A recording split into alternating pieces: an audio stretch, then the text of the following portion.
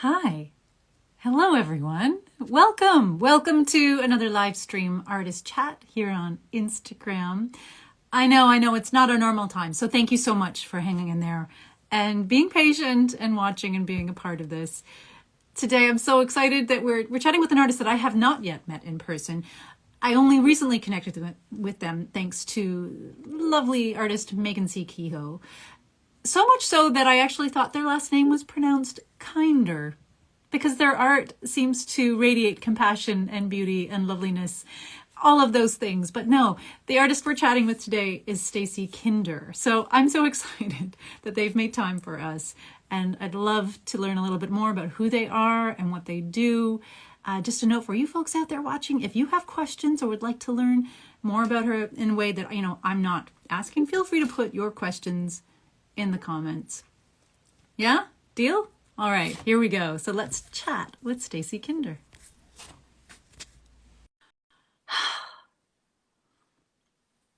Nom, nom, nom. Oh, we're waiting. Stacey's on her way. Connecting. And for folks who... Oh, Hello. hello. Can you hear me? I can. Yes. Oh, Okay. it's so good to meet you. Thank you so much for making time for us today. You. I know we moved everything around, so just so good to have you here. Now, can you hear me properly? Yeah. If I'm pausing awkwardly, the internet might be catching up, but so far so good. Well, it's so great to have you here. I've been trying to figure out how to describe you to everyone, but why don't you introduce yourself in your own words? Sure. My life, and I'm a very outdoorsy, kind of fun-loving person. So I actually went back to school to be an ecologist. And those two passions of mine are kind of merging in ways that am discovering and have yet to discover. So yeah, my artwork focuses a lot around just the beauty of wildlife, but also the connectedness we have to wildlife, whether it's a personal relationship, enjoying nature as we see it now, but also maybe how nature influences us and how we affect ecology. So as I'm studying ecology, obviously, my artwork is becoming a little bit more, not activist role, but I like to point out our relationships between ecology. And ecology basically just means the interactions of living things and their environment. So we're very much a part of ecology as well. And yeah, so I like to kind of celebrate that and how beautiful that can be. That's amazing. And you're absolutely right. We are in relationship with this world, with this environment. Neither one of us can live without. Well, maybe the world would survive without us. I'm not sure about that. Sometimes I think yes, I think it would like to. But no, the world could survive very well without us. It has for millions of years. But finding a balance and maybe I think a lot of it is connecting, right? If you're disconnected from something, how could you or would you ever care? It just wouldn't be in your realm. But yeah, less of a I don't want to preach to people. I think everyone hears the story enough. But just I think naturally within me, I'm absolutely compelled to paint and create things, and then also compelled to be outside. Like a flower, I need sun. I need sun and air. So I think just naturally it kind of all comes out of me without, I don't think I could do anything else. So I want to come back to your art and how it's been shaped by, you've been learning and studying ecology. But for now, let's go back to that original thing. So when were you first aware of your creative self, your artist self? Always. Yeah. I had crayons in my hand before I was walking. Yeah, that's just some kind of primal chemical thing in me that is foremost me. If you could take everything else away from me, I think that's always been there. So I couldn't really say when. Yeah, and even through school and all of that. Yeah, through school and all that, it was art was the direction I was going, without a doubt. And so by the sounds of it, it sounds like you have also always been someone who appreciates being in the world outdoors in nature. Were you always drawn to expressing yourself, like creating things about nature, or did that happen later in your life? It's more so, I mean, I've always been playing outdoors and come from a very outdoorsy kind of family.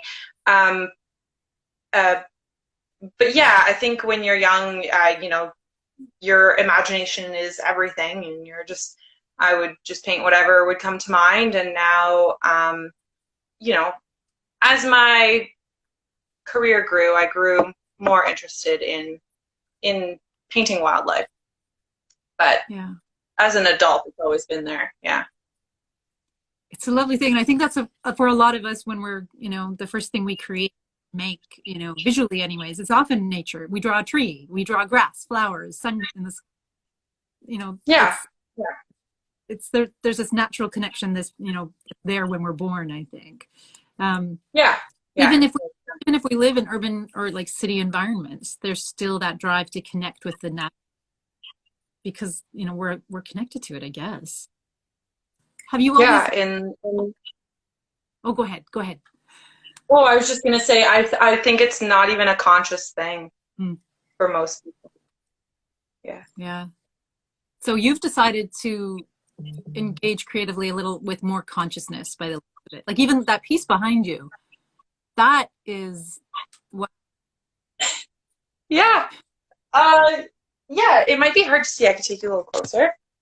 He's old. He's a few years old now, but I started playing with just putting things in my pieces. So there's some flowers, and I've used ferns to make prints, and then glued some of these flowers in here. And then he's got a crystal on his forehead, and I don't know. It was a very experimental piece. But I think that's the route that I started going more with my paintings, just sticking stuff in there and, painting nature. And then, as you're doing all these studies, it's like, these are amazing beings. So yeah, I just started sticking it right in. Mm-hmm. I love it. I almost want to ask him some questions too, but I'll stay with you. Yeah. Well, that is like, it's interesting looking at your work when you incorporate the creatures and the wildlife. They feel, it doesn't feel passive, if you know what I mean. It feels a conversation beginning with these creatures, with the world. Is that intentional, or is that just something that happens?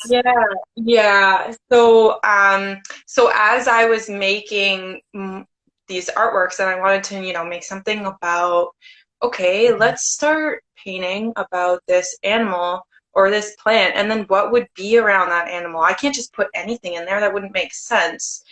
So then researching.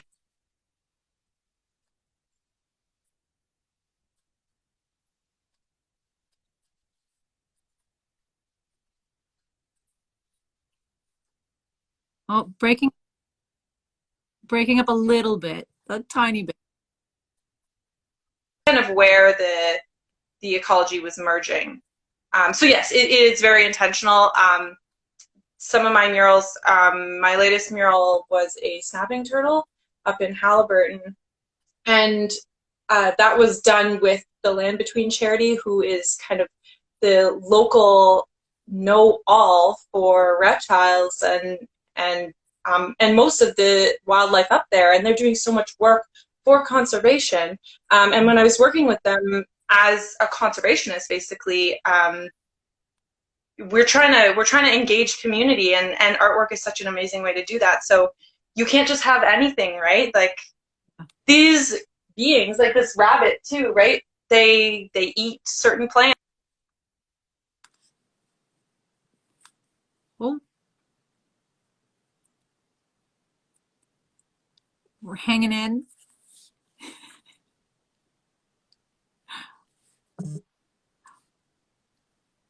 So folks, if you're watching, and Stacey, there's a little bit of a break here. There's a spinning wheel there. So hang in there. You're back. Okay. Okay. Sorry, I don't know if it's my end or what, but no, I'm here. I'm so glad you're there. That's like the point raised about using art to raise awareness and spark those conversations is a really important one. Particularly coming out of, I think for a long time, mural art has been used to decorate or celebrate, you know, but not necessarily from a grassroots perspective. What was it like collaborating with the Lens Between? Oh, wonderful. Yeah. Yeah, a dream come true. Working with Leora. She's such a wealth of knowledge, and she took a chance on me coming out of school to start my career. And I learned a ton. And, you know, that is, that's my home up in the Kawarthas. So to be able to be a part of protecting this place that since you're a little kid, you're going, you're playing out in the trees in a tree fort with a stick, and you look around and you hope that it's going to be there forever. And as we see changes, it's one of those things that fell into my lap right at a beautiful time. So that was great. And I'm hoping we can keep doing work like that. So when did the decision happen to go back to school to study ecology? 2018. Yeah. So okay. I went back to Fleming College and did ecosystem management, and then now I'm in conservation biology. Amazing. Essentially, we're learning how everything's connected, but also where we fit in and how we can be of service. How can we restore and conserve these spaces that are so critical for wildlife? What do you find is the most surprising thing, or what is most surprising about what you're learning and studying? Language? Let me figure this out for a moment. Words. Yes, words. I'm curious to learn more about how what you're studying has influenced or shaped your work. If there's something like your artwork, because these are both areas of study for you. And they it just made it more intentional.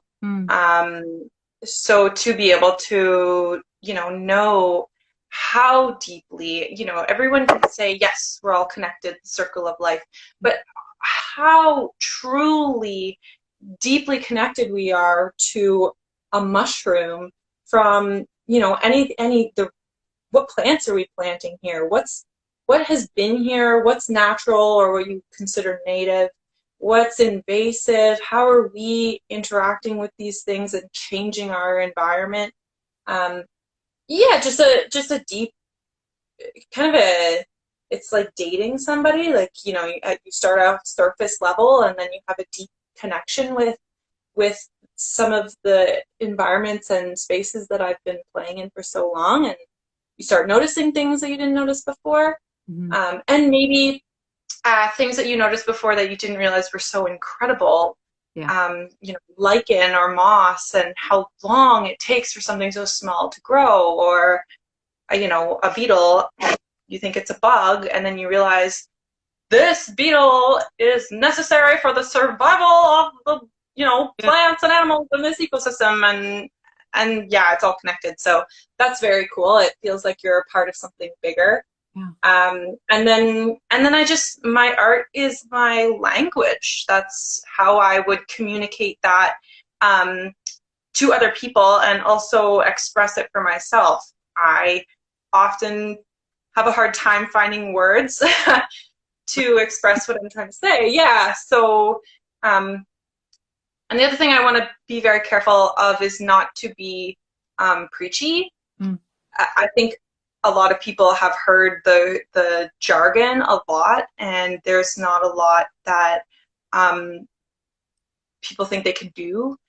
But just maybe the first most important starting point is connecting. You're not going to protect or care about your neighbor if you don't know who they are, if you don't know they exist. Yeah. So yeah, just back to the core, whatever it is, that core thing we have in us as humans of just loving nature. You know, who doesn't see a flower and want to smell it and think, oh gosh, how wonderful, right? Even if you haven't been out for a hike in years, Yeah. you know, it's just something natural that we have to do. So Well, that's me. I mean, in the last 2 years alone, during this strange time we're all going through, I think that's one of the things that a lot of people living in inner cities are experiencing, or even places like where we are in Oshawa. I saw more people walking around, going outside, into spending time in the natural world than I ever have before here. And maybe I mean, I did as well. So Yeah. it was an opportunity to be more observant and appreciative. So, and I love how you describe it like a relationship. I love. Yeah. Oh, absolutely. Yeah. Even, yeah. Yeah. You got to connect in. It's weird. You sometimes, it's, I don't know, winter for me, I get stuck inside. I stay inside. The more I'm inside, I don't want to go outside. So maybe you can get stuck in that cycle. Yeah. Yeah. I don't know. It's a necessary thing to go outside and get some fresh air and go hug a tree. It really does soothe your soul. You might think it looks weird, but it's amazing. Yeah, I know. I mean, people who know me know that I have no problem looking weird. Yeah. But it's It's just, an artist thing. it is, right?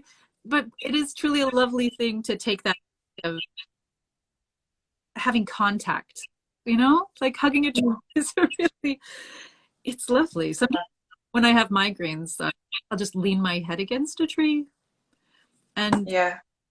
I don't know. It just, there's something about literally grounding yourself that, Yeah, yeah. And you know, they have water and sugar that are flowing through it. You know, they're literally taking rays from the sun in the leaves and transforming it into something that's usable for wildlife and for us. You know, we eat plants. It's going down these tree roots, and when you lean on a tree, it's like something about it, and then it goes into the soil, and all that soil is alive. You know, you think of dirt as dirt and it's dead, but it's like bacteria and all kinds of little invertebrates and things that are alive, and those roots are covered in mushrooms that are helping the tree. Like, it's all there, right? So yeah, leaning on a tree is powerful stuff, man. now I'm having these ideas of collaborations, future creative tree hugging collaborations with you. Yes. Don't be Oh my god. if I reach out. Absolutely. I'm so in. I'm like, there's a grant in there somewhere. There's got to be. Yeah. Gotta put it, yeah, just word it in the right way, and there you go. But it is that learning, like taking time to learn about something in a way that's meaningful to us, rather than just taking the talking points or, like you're saying, the preaching. There's certain phrases that perhaps have lost their meaning to us by this time. We're used to hearing them. It's tired.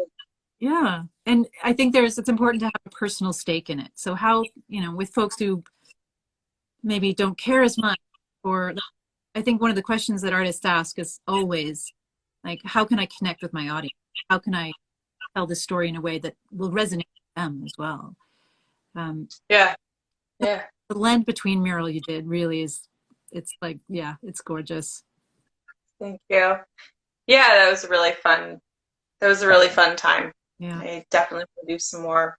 So yeah, I find in my career right now, it's either all in, you know, scientific research and studies and jobs that are completely remote. And you know, you're working hands-on with animals, and it's incredible work.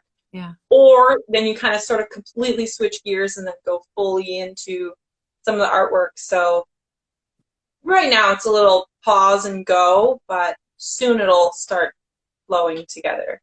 My ultimate goal is to do research and true good research, whether it's for invasive species or species at risk, or just, studying of an area.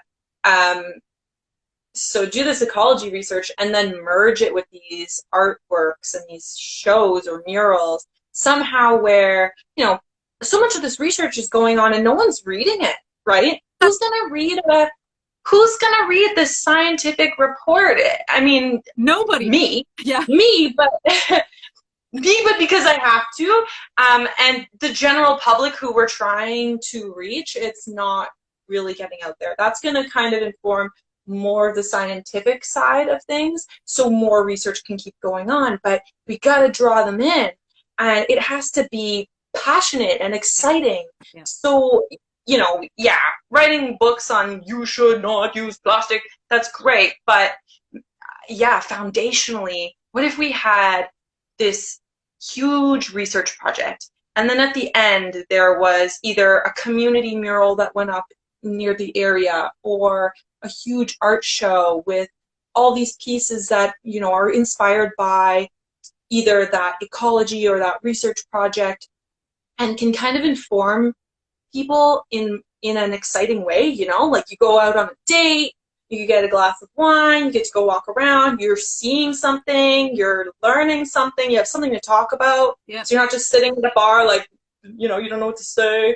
Yeah, suddenly, like, yeah, bring it all together. I think it's all relative. Yeah. I think that's what's missing. So, and it takes, that's my goal. I love that goal, and keep posted. We will support you in any way possible with that goal. Thank you. I don't know what we can do, but that's exactly it. Like, there's all this fantastic work being done, but as far as like looking in the average person whose lives there might be up in the air all the time, it's so difficult. Like, yeah, I'm not a journalist unless I'm getting paid, or unless I have to, like, yeah. And oftentimes, even when we do read an article, it's interesting, but again, why, like, what happened to me? So yeah, finding these experiences meaningful for community members to externalize the knowledge or concretize the knowledge in some way that they can recognize, like, I'm a part of that, like, yeah. I'm in that somehow. Yeah. That would be extraordinary. Yeah. Even just with the snapping turtle mural up in Halliburton. Yeah. We had, so the Land Between does volunteer work where basically they're trying to get volunteers to go out and help turtle populations that are being intersected by roads. And so a lot of the highway traffic is squishing and killing babies and adults, and these turtles are huge. They're, 80 plus years old, and it takes so long, something like 60 years, for one turtle to be replaced in the wild. And that's all great, but up there, when you have people coming up and living in with these ecosystems, they're scared. It's called a snapping turtle. They look like a dragon, a kind of dinosaur thing. They're kind of scared that their toes are going to get bit off, and they're not. That's sort of an old fable. So while we were painting, we had a booth with, trying to recruit volunteers and just talking and just sharing turtle stories.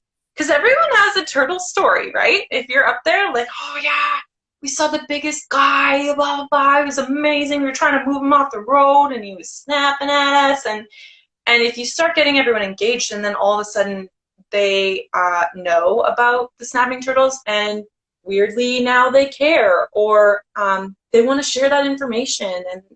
And so just that painting and being there was enough to kind of get that ball rolling and a little bit of conversation going. Yeah. And suddenly the mood or the stereotype hopefully began to change.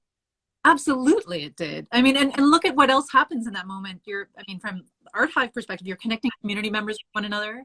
Perhaps people in one another that they weren't aware of before. You're deconstructing like really harmful about our natural world, the things that inhabit. But there's also this sense of accountability that begins to happen. Totally. Someone knows something that they can't unknown it. And it happened in a really fun, engaging way. Yeah. Yeah, that's it. Like they kind of came to the discovery on their own, right? I didn't have to go out and say, you have to know this information. Like they sort of discovered it on their own, and that gives you this kind of confidence, Yeah. and excitement that you want to be a part of. But also just I mean, beyond ecology, painting murals brings communities together just in a sense of ownership of almost like a flag, right? This is our home, this is our area, this is our artwork. Yes, I was here, I saw the artist painting it, and we are all, I mean, I'm a huge part of that community. Yeah. And that ties people together in a big way too. So, maybe having further conversations about anything is getting easier, bring people in. And learning more about the kind of stories that people want to be told in that way as well. Like, Totally. especially when I think, like about when you're talking about the Land Queen, I know a little bit about it because of a documentary that I helped out with. And I actually had an opportunity to walk through one of those turtle tunnels. I know there are more creatures than turtles, but like the big waders on and like wandering beneath. And I love how we're becoming responsive and we're innovating, and when we're building things, because that's what unfortunately we do. Like we're considering other things more than just ourselves. Mm-hmm. But I love that you have a relationship with the land and the people that live there, and it's I'm just excited to see what other projects emerge. Is anything else in the works up there? Not right now. There's a few nibbles, but I'm very open to doing more. It's all kind of right. This season coming up is kind of the season where I start testing the waters and seeing if people are interested. Mm-hmm. But yeah, definitely if anyone is interested, I'm that girl. But yeah, it's I have paintings that have been sitting on an easel calling my name, and as soon as I'm done my chemistry homework, I will be over there to yeah, it's just right now it's just crazy, but soon. Excellent. Springtime. You heard Yeah. I wanted to talk a little bit about just balancing those two things, because I think sometimes there is this idea that artists only do art. You're not committed if you're doing anything. Yeah. And I think that's absurd. Yeah, the kind of idea you're not a master if you only do one thing really well. Yeah. Yeah, that's unfortunate. It's dumb. It's just wrong-headed.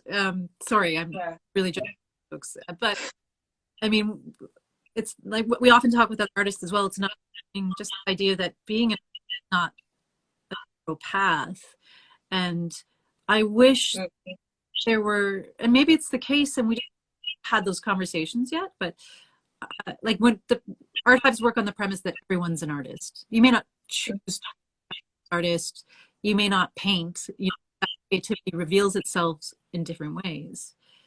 Absolutely. Have you encountered other people in your like the ecology conservation field that are also artists or consider themselves?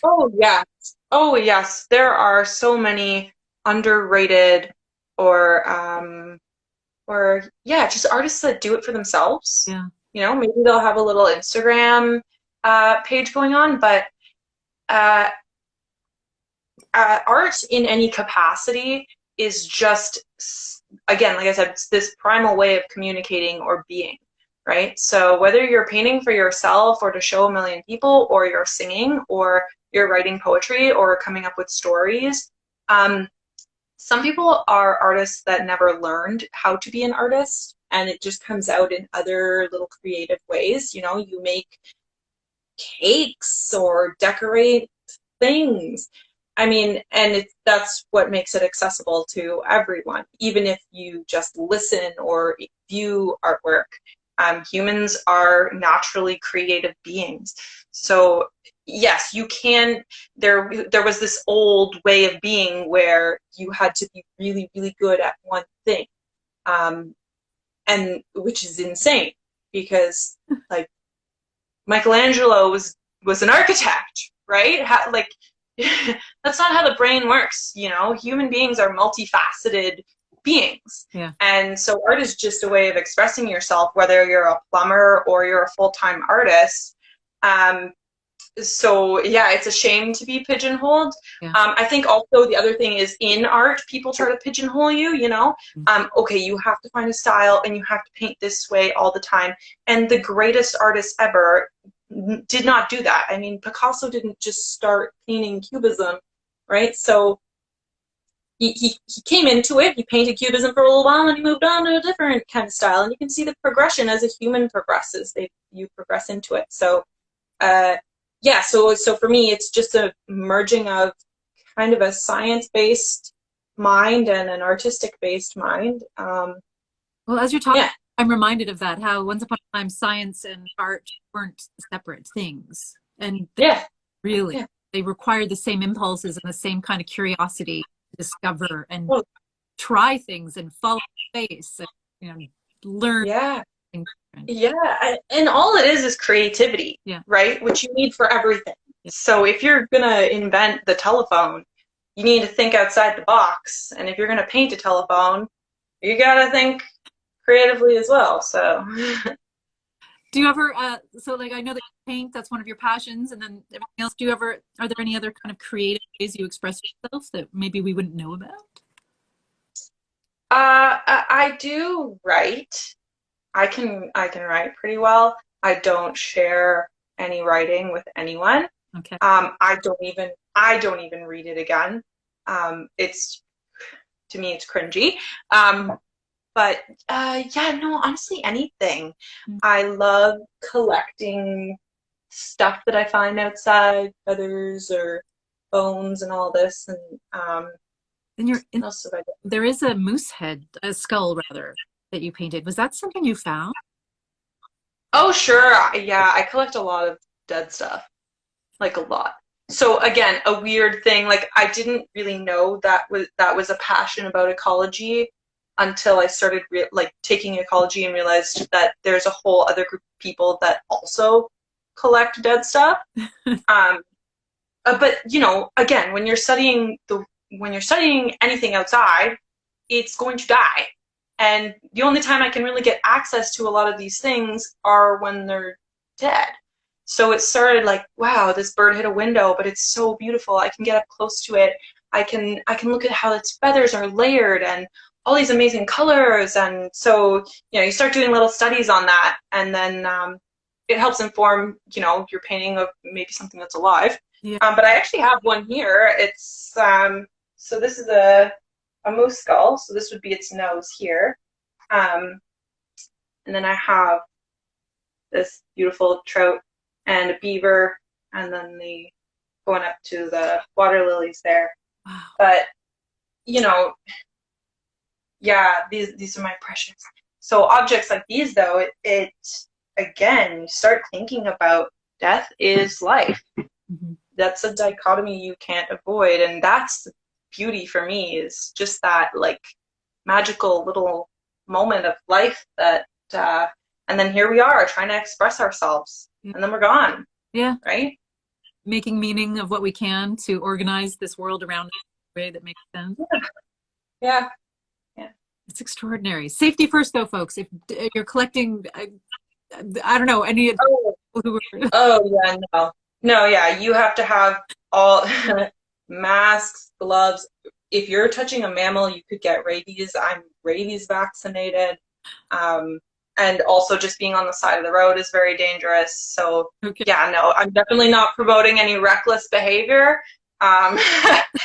You can get very sick from being in contact with animals, dead or alive. So talk to an expert, folks, before you go embark on any of those journeys, but not the boss. Yeah, don't be doing it alone. Yeah. I'm in love with all of these ideas. That's my dream, that these worlds collide and mash up and really... Frozen. Oh. Am I frozen? No. Oh. I don't know what's happening now. Folks, maybe I'm frozen. Maybe Stacey's frozen. We're not sure. But hang in there, and we'll continue this really cool conversation.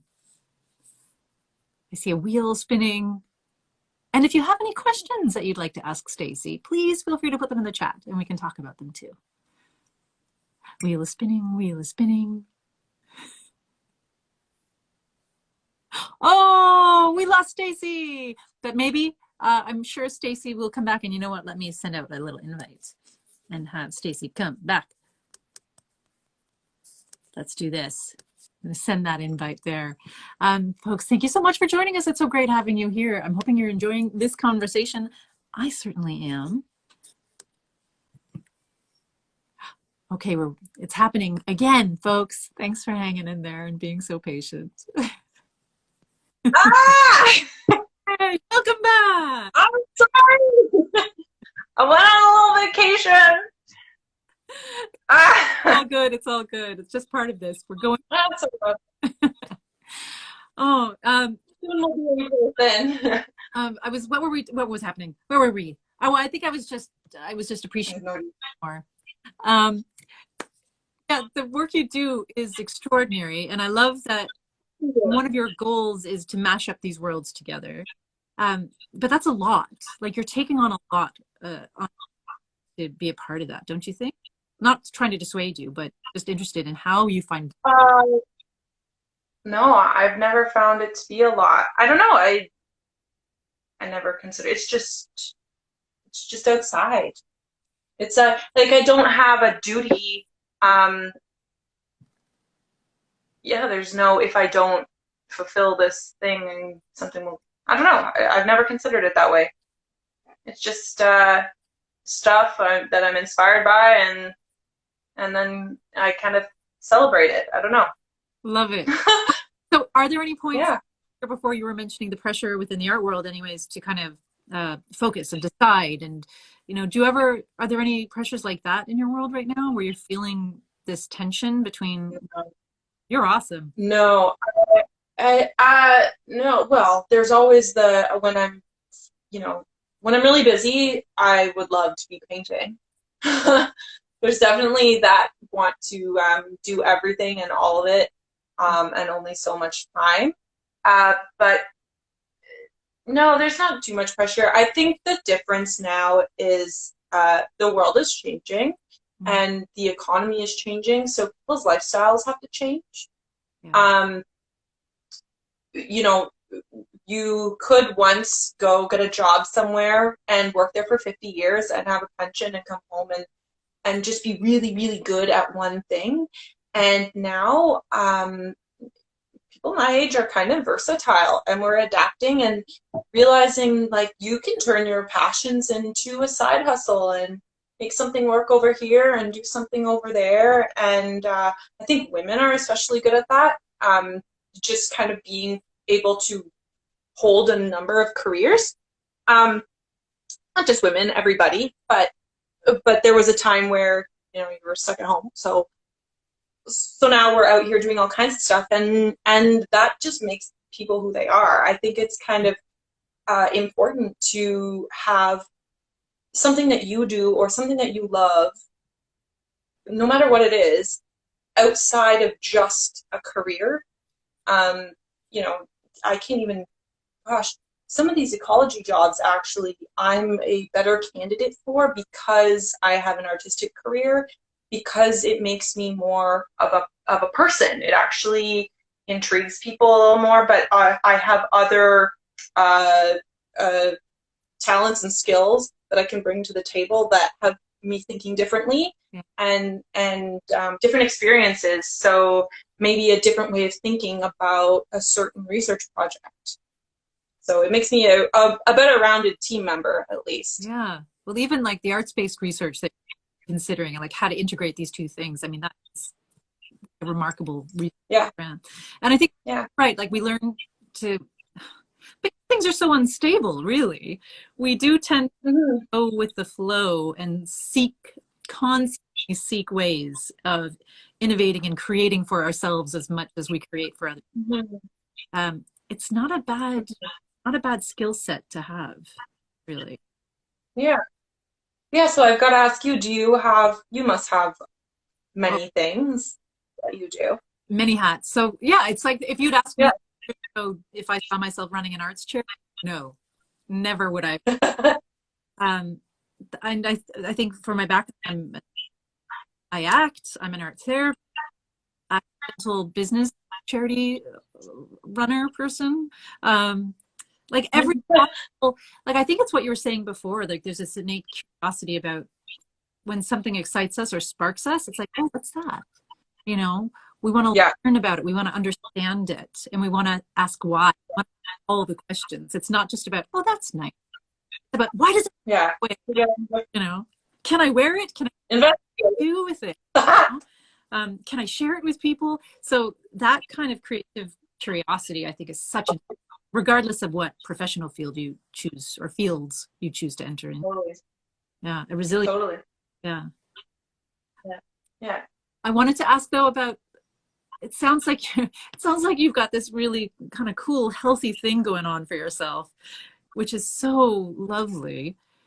But that often signals some serious self-care practices that you might have going on. How do you take care of yourself? It's it's a pendulum. So sometimes I do a good job at it, and sometimes I don't do a good job at it. Um, I am very self-reflective, Mm. so I can take a couple hits if you. Oh, come back. The wheel is back. Oh no. Hi folks, welcome. If you're watching now, we're back. Okay. Sorry. We had another blurb. Okay.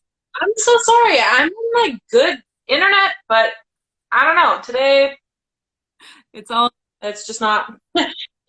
Yeah. Yeah, so I need to be physically fit, whether it's playing hockey or going to the gym and all that stuff. If I'm not mentally fit. Um, and I think there's a couple people following that are my go-to people that I call for that. So shout out to them for keeping me on board. Yeah, I need people, I need community, I need air, fresh air, outside, go hug a tree is usually my solution to a lot of things. But it is hard to balance. It is really hard to balance when you want to do everything. And there's people saying, can you be here, can you be here? Sometimes you have to say no, and sometimes you have to pull an all-nighter. yeah. But yeah, huge. I'm really into being outside, physical activity, eating well. Unfortunately, really helps me because if I could eat chocolate every day, I'd be super happy. And yeah, I do some meditating. I used to do more. I would love to do more. But yeah, that definitely is it's a big thing too. So I So know I've all of kept it. you on for so long. I want just a couple more things. No, For I'm folks enjoying who might myself. be watching or listening, yay. For folks who might be watching or listening out there who are admiring what you do and maybe they're considering some of the same, you know, paths that you walk, what would you, Mhm. I mean, maybe not, but what would you share with them? Maybe something that you've learned along the way, a kind of wish that you'd known then that you know now. Um, just start. Hmm. Just do something. Um, if it's, I think my biggest regret was telling myself, which I'm not normally this person, but telling myself, I don't have the brain to go back for biology or science, Wow. or, I'm not really great at math. I don't know how to do taxes. Starting my own business is overwhelming. Start, and there's lots of resources, lots of people, tons of mentors and people along the way that you find that will show you the way. Yeah. And it's better to make a mistake and learn from it than to not make a mistake at all. Yeah, that's just start. And you don't have to show anyone any of it, right? You could, you will, if you're being an artist and any kind of art form, you're going to make 100 paintings or songs or poems that are trash, that you don't have to show anyone. It's progression. Yeah. And then, kind of later on, I'll go back and look at a painting and kind of edit it a little bit, and then suddenly it's amazing again. Yeah. Or, you paint it all over again, or you just paint over it. And it's just, none of it matters. It really doesn't. We all love it, but it doesn't actually matter. So don't put so much weight on it. Like, you're not going to be Michelangelo tomorrow. So just start. And be you. Who needs to be Michelangelo anyways? Oh, totally. But I just mean of that caliber, But yeah, just like whatever's in your heart, yeah. Someone will totally love it. Someone's gonna resonate with it. So that's lovely. So lovely. Yeah. Thank you for spending time with us today. I so appreciate it. Oh, great. And I have a feeling, well, I'm going to work to see if we can find some more opportunities to collaborate. Yeah, I'm feeling we're connected in other ways.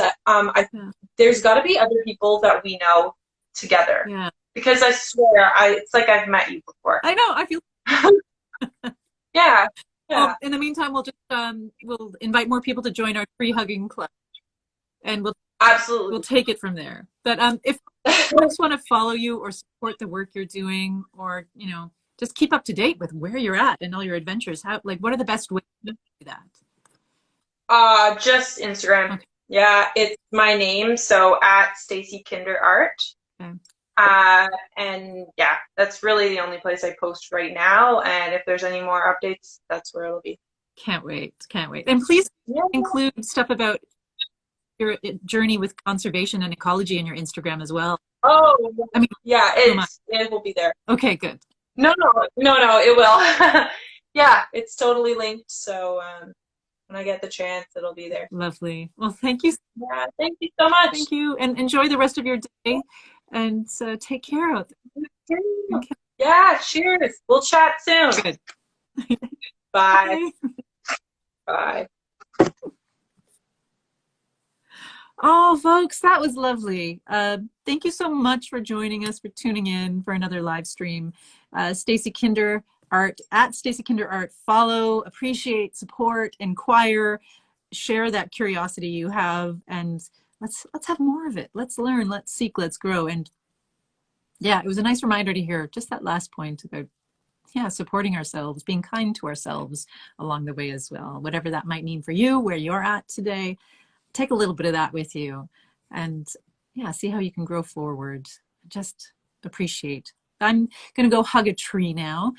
You're welcome to do the same. But again, huge thanks to Stacey for joining us, and I look forward to joining you back here next Tuesday for another Instagram live stream chat with another artist out there doing cool, amazing things in the community, wherever that community might be. We're all kind of connected now, so that's a lovely thing. But until we can connect and create with one another again in person, I look forward to connecting and creating with you right here online. So thanks so much, folks. Have a wonderful day. Bye.